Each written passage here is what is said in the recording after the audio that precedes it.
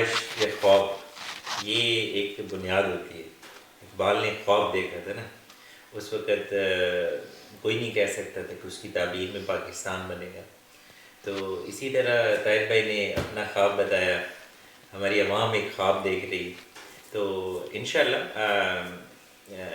جس طریقے سے پاکستان بنا ہے اور جتنی قربانیاں دی گئی ہیں پاکستان کے بننے میں, اور جس ڈے کو پاکستان بنا ہے, تو اس کا ایک پرپز ہے.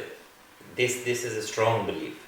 پاکستان صرف ایک حادثاتی طور پہ ایک جغرافیائی ملک نہیں بنا, اس کا ایک پرپز ہے, اسلامک امہ کے اندر اس کا ایک پرپز ہے.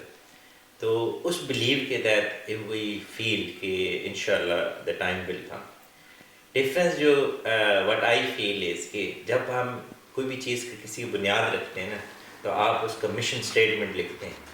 سو پاکستان کا مشن سٹیٹمنٹ تھا کہ پاکستان کا مطلب کیا, لا الہ الا اللہ. This was the mission statement. وہ مشن سٹیٹمنٹ ہم بھول گئے.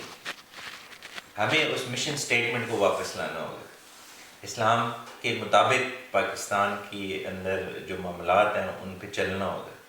تو انشاءاللہ ایک وقت آئے گا کہ پاکستان وہی معنوں میں اور وہی خواب کی تعبیر بنے گا کہ جس خواب کو دیکھا گیا تھا کس طرح کا پاکستان بنے گا.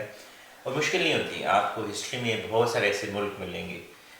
آپ اپنے نیبرنگ کنٹریز کو دیکھ لیں, چائنا کو دیکھ لیں, انڈیا ہمارے ساتھ آزاد ہوا, بنگلہ دیش کے حوالے سے دیکھیں, ترکی کو دیکھیں فار ایگزامپل, بیسٹ ایگزامپل آپ کے لیے.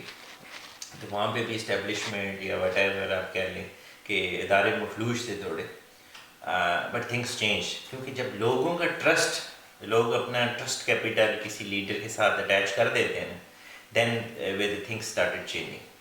تو یہ آپ کو ابھی یہ نظر آ رہا ہے کہ لوگوں نے اپنا ٹرسٹ کا جو کیپیٹل ہے وہ عمران خان کے ساتھ کنیکٹ کر دیا.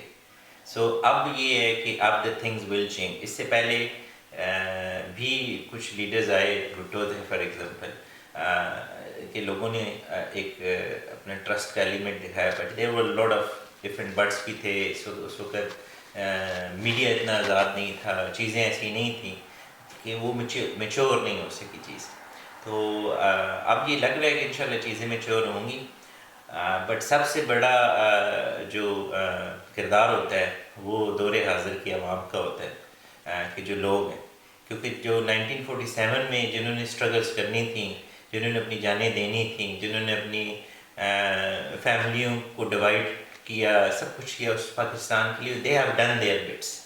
Now it is our job. اب یہ ہماری ذمہ داری ہے کہ we have to do some thing.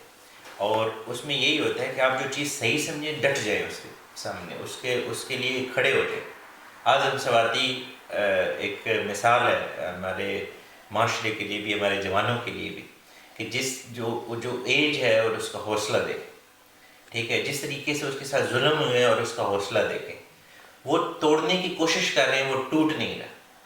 تو یہ اس طرح کی یہ جذبہ اگر واپس آ جائے نا ہماری قوم کے اندر, تو ہمارے تو دیکھیں بلیسنگ ان اے سینس کہ ہمارے پاس میجورٹی ہماری یوتھ ہے. ہمارے پاس اس وقت پاکستان کے اندر لوگوں کے مسائل ہیں, یہاں پہ یو کے مسائل ہیں کہ یوتھ کم ہے, اولڈ ایج لوگ زیادہ ہیں. تو یہ جو اقبال کے شاہین ہیں, یہ ریئل معنوں میں یہ they understand what value what power they have.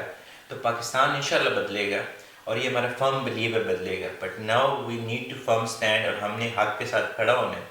And if we stick to this, ہم اپنا یہ فرض ادا کریں, تو کوئی بھی طاقت اس کے سامنے انشاءاللہ نہیں رکے گی.